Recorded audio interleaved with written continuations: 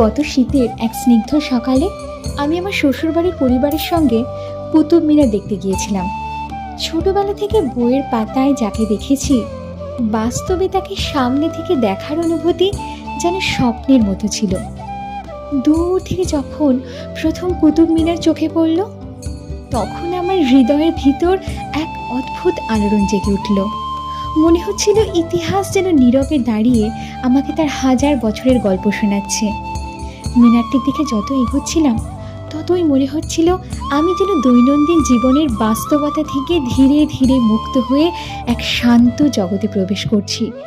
বিশাল খোলা আকাশের নিচে দাঁড়িয়ে সেই উঁচু মিনারের দিকে তাকিয়ে আমার মন হঠাৎ করে খুব হালকা হয়ে গেল। মনে হচ্ছিল হৃদয়ের সব ক্লান্তি, চাপ আর অজানা কষ্ট যেন বাতাসের সঙ্গে দূরে কোথাও হারিয়ে যাচ্ছে। চারপাশে হালকা